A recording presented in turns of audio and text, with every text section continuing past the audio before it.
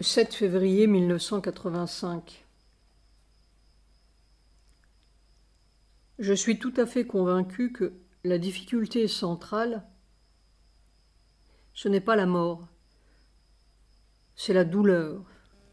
M majuscule, D majuscule. C'est la douleur qui a inventé la mort pour sortir de son malheur. C'est la douleur qu'il faut convertir dans la matière. Ces milliers de petites images avec leurs petites blessures particulières. C'est dans les fibres de la vie, telle que nous la connaissons, que quelque chose de radical doit se produire.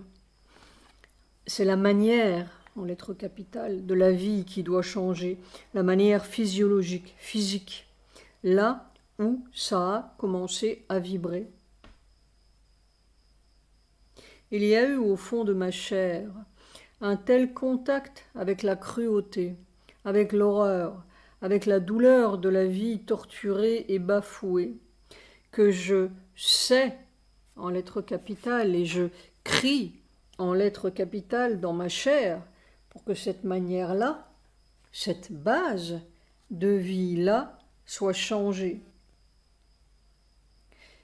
Mon corps sait et supplie.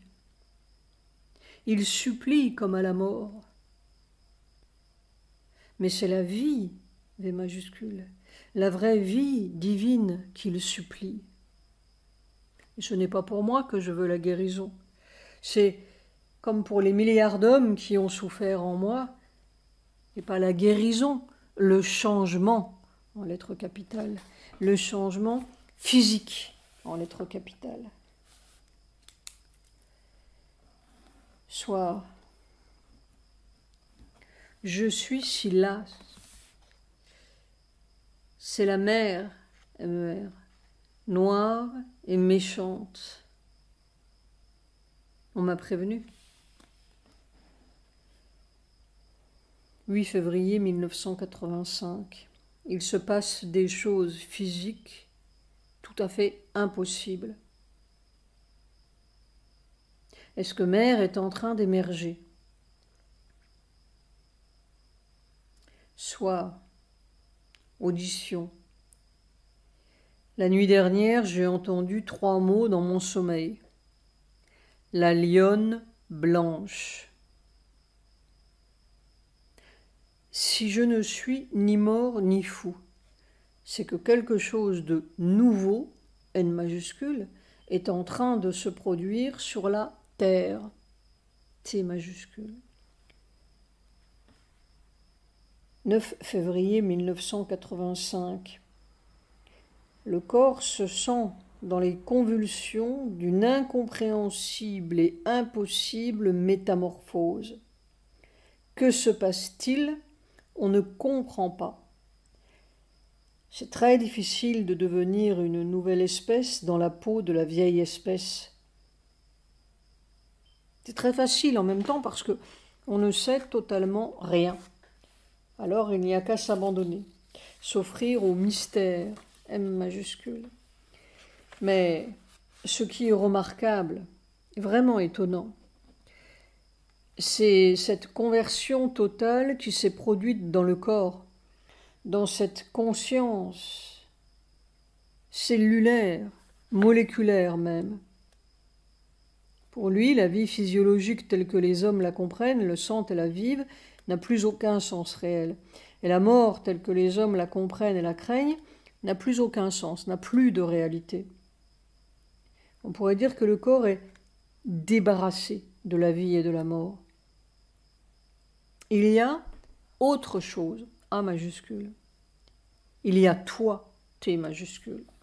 Il y a cette deuxième vie qui pour lui est réelle, réellement vivante, et qui échappe à tout ce que nous sentons et comprenons et savons.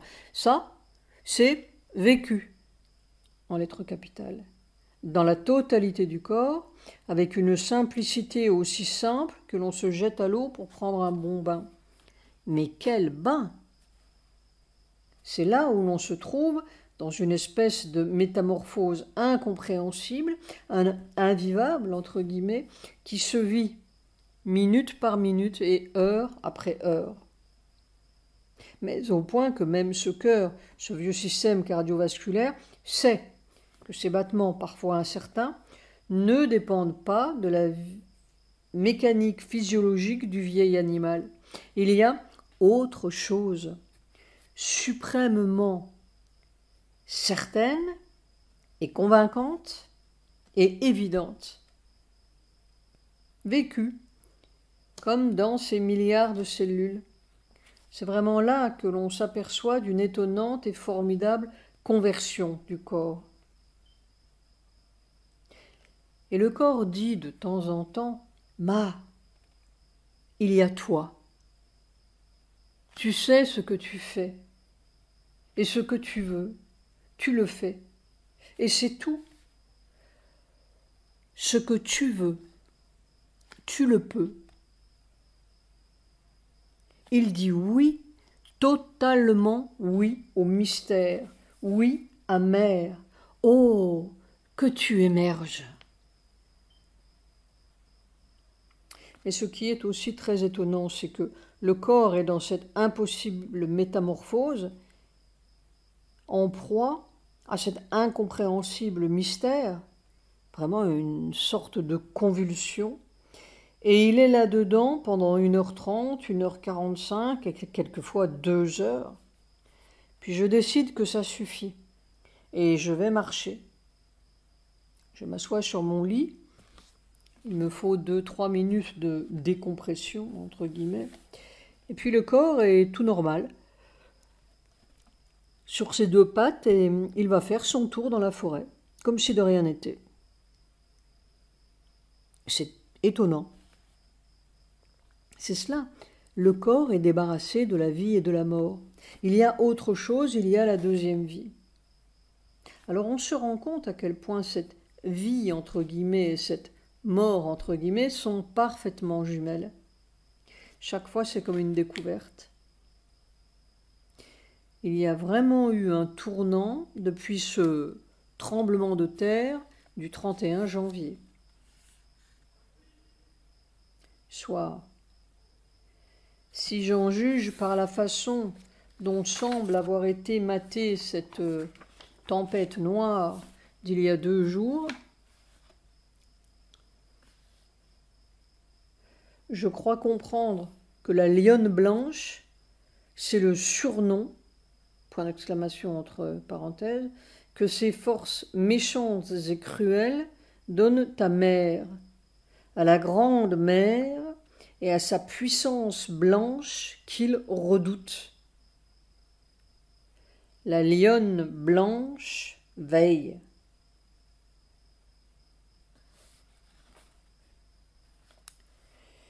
« 10 février 1985. Je me revois enfant, écoutant le ressac de cette baie, écoutant encore et encore avec une question sans nom. Quoi ? Et je vois presque ce frère que j'aimais suicidé, écoutant le ressac sur la plage de quelque autre continent, écoutant et écoutant encore, avec une même question sans nom. Quoi ? Et c'est tellement poignant. On voudrait pour tous les frères perdus, pour tous les frères à venir, pour tous les frères sans nom, un ressac qui perle de joie et un quoi qui serait seulement le divin. 11 février 1985, tout est devenu si incompréhensible. 12 février 1985, on ne sait pas si c'est un supplice ou si c'est une grâce suprême. On ne sait pas si on est en train de se pulvériser ou de se métamorphoser, ou si c'est mère qui émerge à travers cette matière. C'est très terrible et très miraculeux. on vit une sorte d'impossible miracle suprême. Il n'y a que le suprême. Cela ne peut être que le divin suprême. On dirait que ces millions et ces milliards de cellules sont en train de bouillir à blanc. Ma.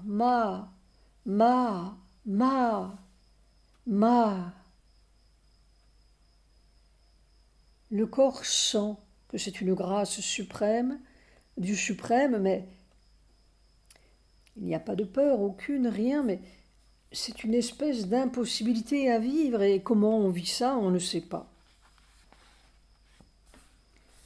Soit, c'est une grâce, il n'y a aucun doute, quelle que soit l'issue. Le seul fait qu'un corps humain ait pu arriver jusqu'au point où celui-ci est arrivé ce soir.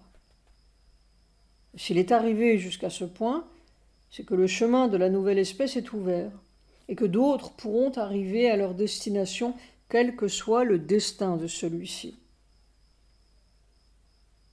Le chemin de la nouvelle espèce, c'est justement cette impossibilité nouvelle.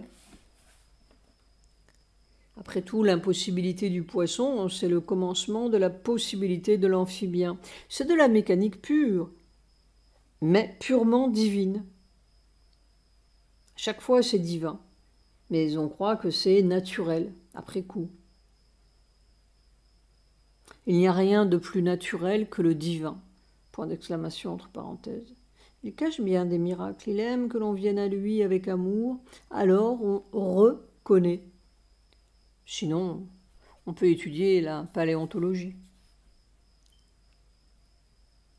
Si l'on arrive à comprendre une mutation, on les comprendra toutes. 14 février 1985. Quelque chose d'inoubliable et de très étrange, mystérieux et divin s'est produit. Cette puissance bouillante, qui fait bouillir la matière et qui paraîtrait invivable ou difficile à supporter. Cet après-midi, le corps s'est mis à l'appeler, mais avec une soif, à crier de soif. Et il se laissait envahir. C'était phénoménal. Et le corps ne se trompe pas. Toutes les autres parties de l'être se racontent des histoires et sont pleines d'histoires littéraires et merveilleuses, entre guillemets, ou tragiques, et spirituelles, et patati et patata. Mais le corps est très simple et très direct. Il ne peut pas se tromper. Il reconnaît, comme un enfant qui reconnaît sa mère dans toutes les fibres de son corps. Et alors il buvait ça. Il se laissait gonfler toutes les cellules, toutes les fibres de la vieille vie douloureuse, appeler, crier comme dans une extase. Ah, c'est ça la vie, c'est ça la guérison, c'est ça.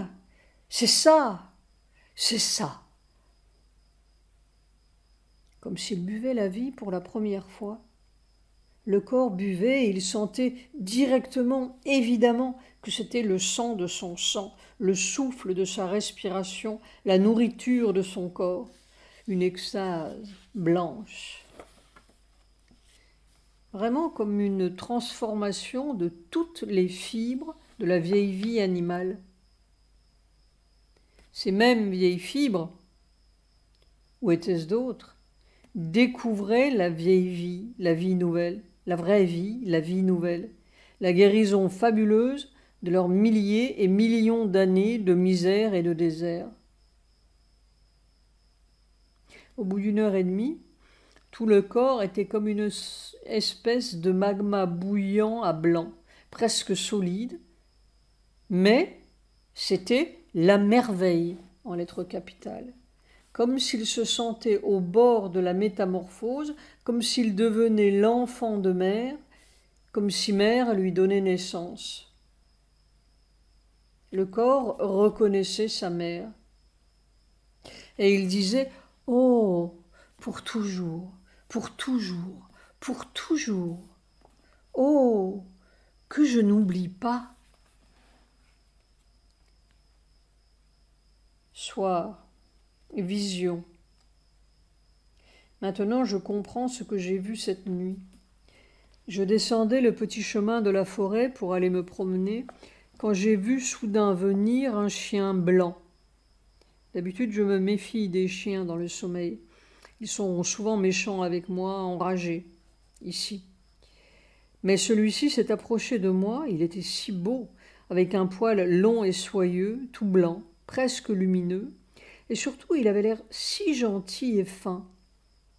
Il s'est approché de moi avec une sorte de tendresse animale, comme s'il me demandait timidement « Je viens me promener avec toi dans la forêt ?»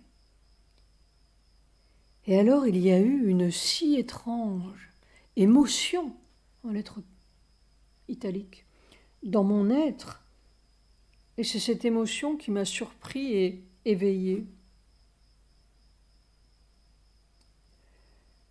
C'est dans le corps qu'est née la misère du monde, et c'est dans le corps que se guérit la misère du monde. Il y a 33 mois aujourd'hui. 15 février 1985. The Hindu, 14 février. Prêt pour lancer des cendres dans l'espace. Le gouvernement des États-Unis a approuvé mardi le projet d'un consortium américain d'envoyer les restes incinérés de 10 330 personnes dans l'espace au prix de 3 900 $ chacune. Le ministère des Transports a annoncé la ratification expérimentale du lancement de type commercial d'un premier mausolée de l'espace à partir de Wallops Island, Virginie, vers le milieu de 87. Nous sommes tout à fait ravis, a dit un porte-parole de Celestis, groupe privé d'entrepreneurs de pompes funèbres et d'ingénieurs. Nous avons reçu des centaines d'appels, des gens appelant même d'Angleterre et d'Irlande pour signer des contrats. Un démon sarcastique et pervers a pris possession de la terre, et ils ne s'en aperçoivent même pas. It's good business. Ils veulent absolument faire de la Terre une planète des morts. C'est un signe. Après-midi. C'est une espèce de bouilloire atomique impossible et c'est une merveille divine vivante, les deux en même temps. Et l'une est possible parce que c'est l'autre. Plus rien ne semble impossible au corps parce que c'est elle, E majuscule mère. Elle, oui, vivante. Soir. Je n'arrive vraiment pas à comprendre comment c'est possible. Décemment, je suis devenu fou. Point d'exclamation entre parenthèses. Je note, j'observe, et en même temps je me dis, mais enfin, c'est de la folie. Et pourtant, je suis tout à fait sain, jusqu'à ce soir. C'est-à-dire que je ne crois rien, mais j'essaie de décrire des températures qui sont inexistantes et illégales sur la terre physiologique des singes supérieurs, entre guillemets. Je me dis aussi que si le corps croit au miracle, c'est que le miracle est là. Le corps ne peut croire que ce qui est là. Si un corps du vieux poisson pouvait croire à l'amphibien, c'est que l'amphibien serait déjà là. Évidemment, ce ne sont pas des degrés centigrades, mais c'est peut-être bien la température qui a fait les univers avant les thermomètres. Je repense à cette orbite de la mort autour de la Terre. C'est vraiment une course entre la transformation et la mort de la Terre. Il faut que Mère se manifeste sans tarder dans son corps nouveau. 16 février 1985. Extrait d'une conversation à propos de la récente lettre de Luc à Frédéric à Auroville. Il dit bien, Luc, n'est-ce pas, mais les gens vraiment sincères se trouvent de plus en plus isolés. au milieu d'une foule qui est là simplement parce que c'est plus commode d'être là que d'être à Pantin, n'est-ce pas? Il y en a bien 80% qui sont comme cela. Frédéric, il n'a plus envie. Il n'a plus envie. Il dit bien, Luc, mais tout cela, c'est mal reçu. Les gens diront, de quoi se mêlent-ils?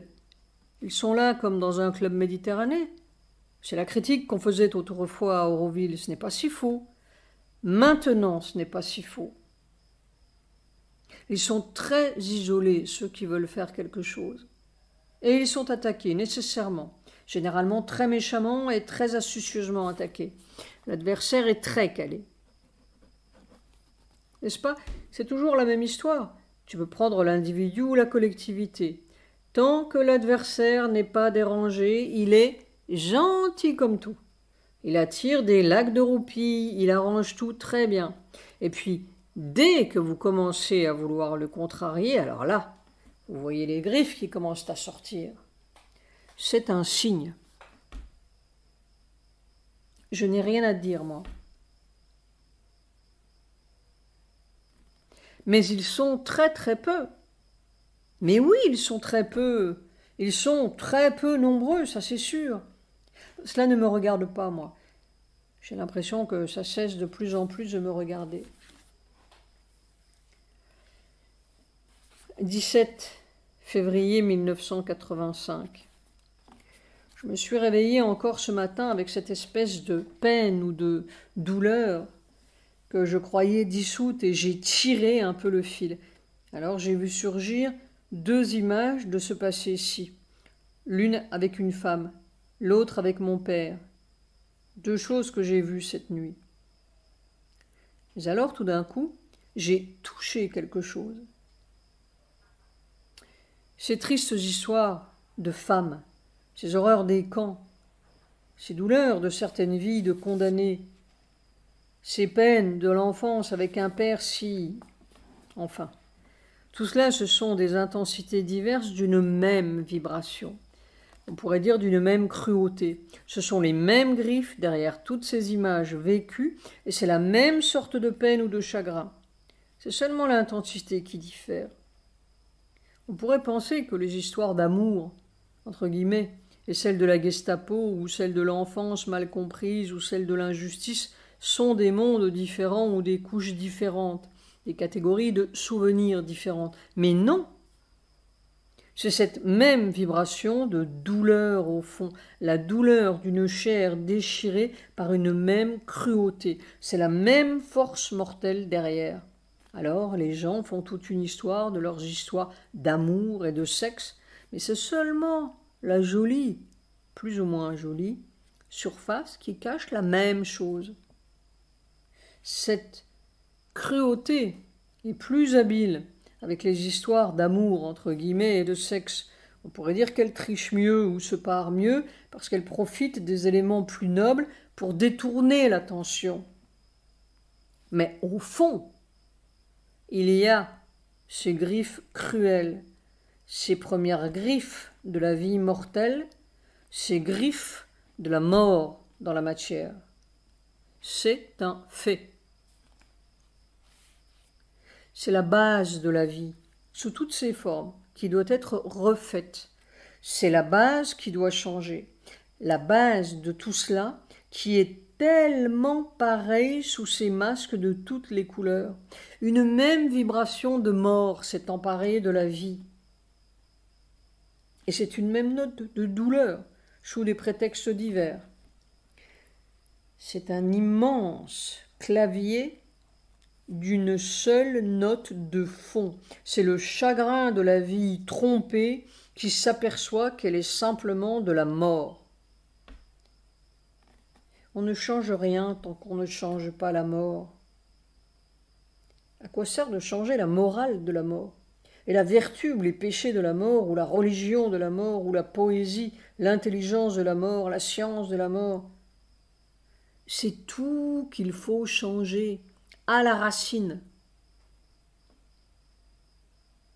Mais c'est vraiment curieux. Je me suis réveillée avec cette espèce de douleur, et c'est après, en cherchant à savoir, que j'ai tiré ces deux images de la nuit, si complètement différentes, et pourtant, la douleur était là sans image. Une note avait vibré, touché mon être, laissé sa trace. Et c'était la trace de la mort. La grâce, c'est de pouvoir se jeter à corps perdu dans cette espèce de bouilloire invivable, qui est seulement l'invivable de la vieille mort. Je revois encore cette main très blanche qui sortait d'une jaquette noire et qui s'apprêtait à frapper une note ou la première note d'un concerto. Ce pianiste de grand concert, c'est la mort, M majuscule. Après-midi. On ne pourrait pas le supporter plus de quelques minutes. Et ça dure pendant 1h45. Comme si le corps entrait en fusion, devenait un magma informe, brûlant, je ne sais pas, comme au cœur d'une étoile, dans une impossible métamorphose. C'est incompréhensible et insupportable, et ça se supporte. C'est très difficile dans le cerveau. Que va-t-il se passer? Il n'y a aucune peur dans aucune partie du corps, mais est-ce qu'il va pouvoir supporter? C'est la seule question. Comment supporter? C'est au-delà de toute expression et compréhension. C'est comme une désintégration et ça ne se désintègre pas, ça continue. Comment? La seule prière du corps, si mère pouvait sortir, si ça pouvait servir à mère. Il vaudrait mieux ne plus rien dire et attendre de voir ce qui va sortir de cette bouilloire. Point d'interrogation entre parenthèses. 18 février 1985, vision. À un moment, ce matin, il y a eu un fugitif changement de secteur. Et j'ai vu une chaîne de montagnes très haute et tout à fait noire. Et derrière la crête, une lumière blanche, comme si le soleil allait émerger. Cette nuit, j'ai eu une très forte apnée. Et je me suis réveillée avec un brutal à-coup au cœur. Soir, un assaut si cruel. On aurait envie de pleurer comme un idiot. Ô Seigneur, plus jamais, jamais, jamais, en lettres capitales. Vision. Maintenant, je comprends. La nuit dernière, avant ce coup au cœur, c'était un acharnement contre moi. Toutes les forces qui règlent ou gouvernent la vie matérielle étaient déchaînées. On pourrait dire que les gardiens de la loi matérielle, cela se présentait symboliquement sous forme de petits fonctionnaires qui mettent, ou ne veulent pas mettre, un tampon sur votre passeport. J'étais pendant des heures de ce temps-là devant leur inquisition et leur petit bureau. Et à la fin, l'un de ces petits tamponneurs me disait « Éteignez-moi ce yagna ». Yagna, c'est le sacrifice du feu. Ils sont furieux. Mais c'est si cruel, on ne peut pas imaginer.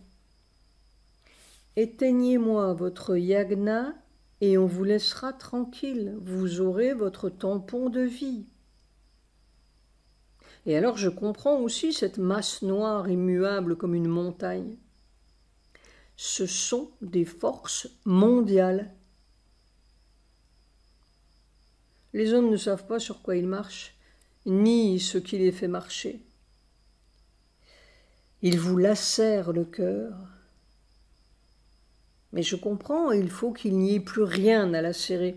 C'est une vieille sentimentalité qui le lacère. Il faut qu'il n'y ait plus rien. Toute la journée, j'étais comme un gnome en train de soulever cette montagne noire. Et le soir, le cœur était déchiré. On me prévient de tout. Mais cela n'empêche pas la douleur. Voir clair soulage un peu. Après tout, s'ils sont furieux, c'est bon signe. 19 février 1985. Au milieu de la nuit, ma mère me disait qu'elle voulait faire un nouveau manteau pour tous ses enfants. C'était un très long manteau gris perle, très joli, qui descendait jusqu'aux pieds, et je cherchais où je devais m'occuper de trouver le tailleur ou le tissu, je ne sais pas exactement. Et ma mère, entre guillemets, me donnait la liste de ses enfants sur laquelle mon nom était marqué. Je ne sais pas ce que cela veut dire, mais j'ai souvent vu dans mes rêves que mère se confondait avec ma mère physique. Un nouveau manteau pour tous ses enfants. 3 points d'interrogation. Cette liste dans ma conscience était faite des 8 enfants de ma mère physique, c'est-à-dire un nombre limité. Je me souviens en effet que la liste, écrite à l'encre noire et très bien calligraphiée, comme on écrivait autrefois, était courte. Il est évident que si cela avait été ma mère physique actuelle, elle n'aurait pas eu besoin de me donner la liste de ses enfants, comme si je ne les connaissais pas. Ce devaient être des enfants plus universels. C'est curieux, très souvent dans mes rêves, c'est ma mère, tout à fait naturellement, et après, en me réveillant et en cherchant à comprendre, je m'aperçois que c'est mère. Je crois bien que l'échantillon de ce manteau gris perle si joli que je voyais, c'était sur moi qu'il était. Il y avait même un col bizarre, joli aussi, fait d'une sorte de réseau blanc, un peu comme un dessin de ruche. Le tout était assez flottant ou ample et aurait pu convenir aussi bien aux hommes qu'aux femmes, sans distinction. Après-midi.